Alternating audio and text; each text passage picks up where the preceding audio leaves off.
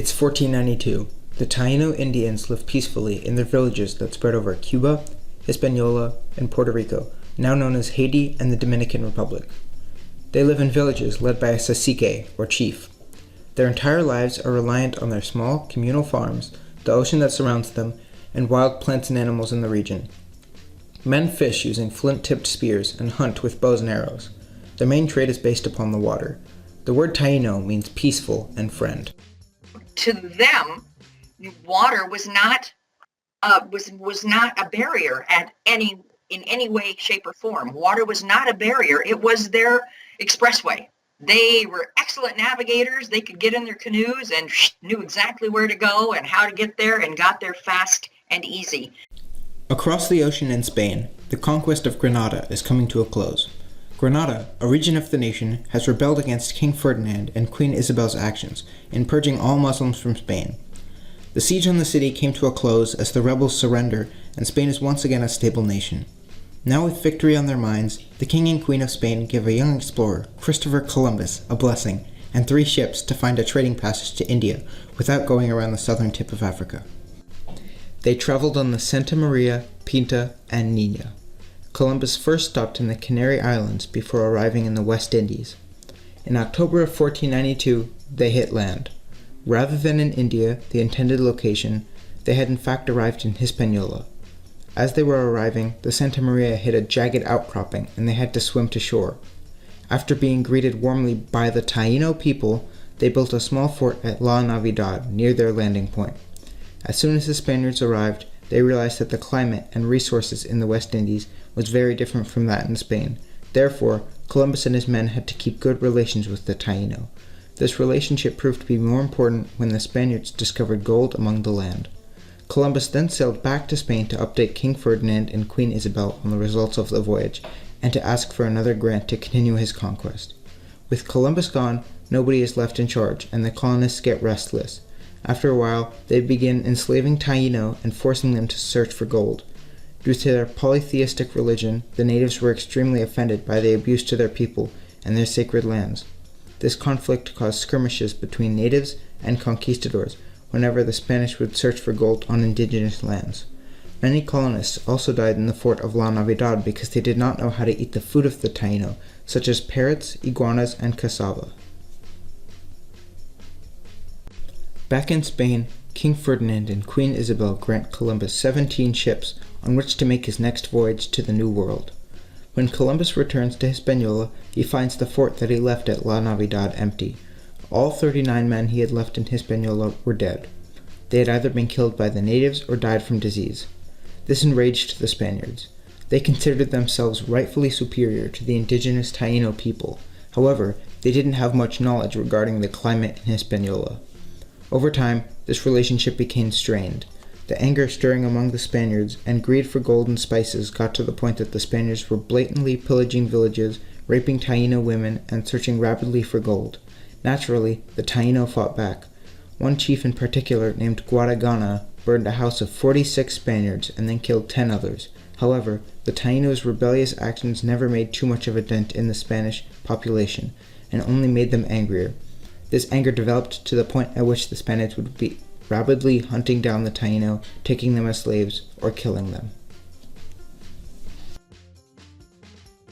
The Spaniards didn't think that they were doing anything bad to the Taino. There were victors, and there were the conquered, right? And Europe is full of battles. European peoples, were all the time fighting, and to the victors go the spoils, right? So they were taking the Tainos in as workers, as laborers. They were taking their things. What did that matter? The Tainos were the conquered, and they were the victors. Over the years, the Taino population in Hispaniola was reduced to nearly nothing. Hearing of what was going on, King Ferdinand and Queen Isabel of Spain tried to reform the colony by sending a few more leaders to Hispaniola. However, each new ruler failed, and the situation became worse and worse for the natives. One leader, Governor Orvando, killed 600 natives in one village and burned a building of 80 Taino caciques, or chiefs. Those who were enslaved often died of exhaustion in gold mines and cotton fields. Many Taino also died from diseases like smallpox, which were brought over from Europe, as they didn't have immunities. The Taino who escaped death were forced into brutal slavery, and every Taino Indian over the age of 14 had to provide the Spanish with a hawk's bell, the equivalent to a jingle bell, full of gold, every 3 months or so. If they missed their deadline, their hands would be chopped off. By the time 1496 rolled around, the initial Taino population that existed before the Spanish had arrived in Hispaniola had been reduced by 2/3. By the end of the first decade of the 1500s, nearly all of the Taino in Hispaniola were dead.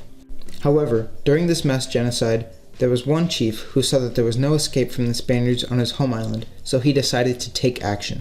This cacique went by the name of Atue, and the people in his village and many people from the villages surrounding his traveled on piraguas, which are immense canoes, towards Cuba, where many other Taino indigenous people reside.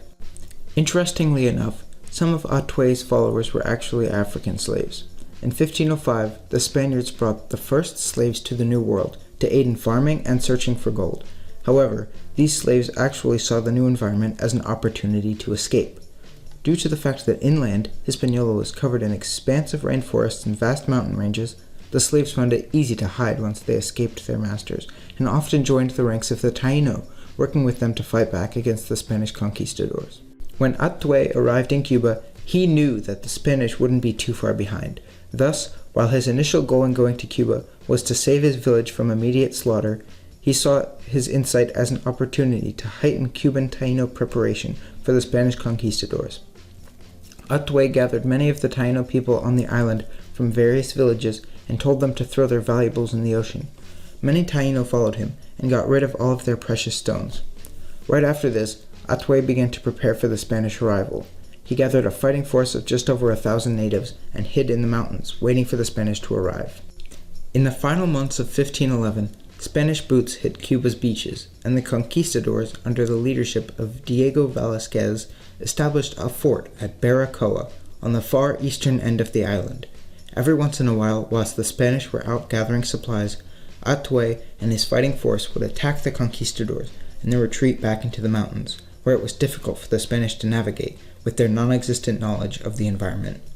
Finally, after keeping the Spanish in their fort for 3 months, Atue and many of his followers were captured.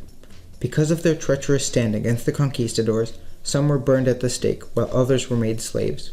On February 2nd, 1512, Atue and a few of his followers were tied to the stake, ready to be burned, where he was then consulted by a friar.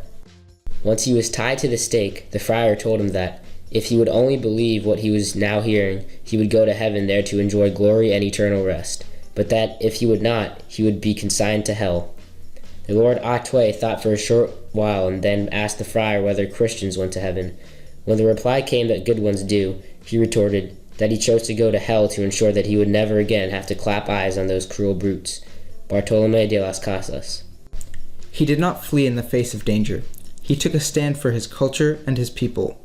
Despite Atue's death in 1512, his contribution to the West Indies would live on for centuries to come.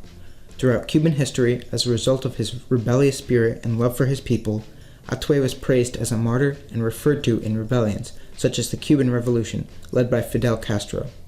Furthermore, he became a symbol that many descendants of the Taino tribe can be proud of. His face was on the Cuban peso in 1991.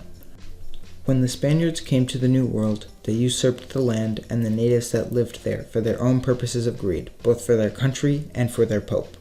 Despite the extreme power of the Spanish, people like Atue left their homes, fought for their culture and religion, and were even burned on the stake for the greater good of their people, against a world power that was certain to defeat them all along. Atue was such a significant figure in this rebellion because he made a large impact on the Spaniards, and was courageous at a dangerous time. This moving rebellion would serve as an inspiration for generations to come.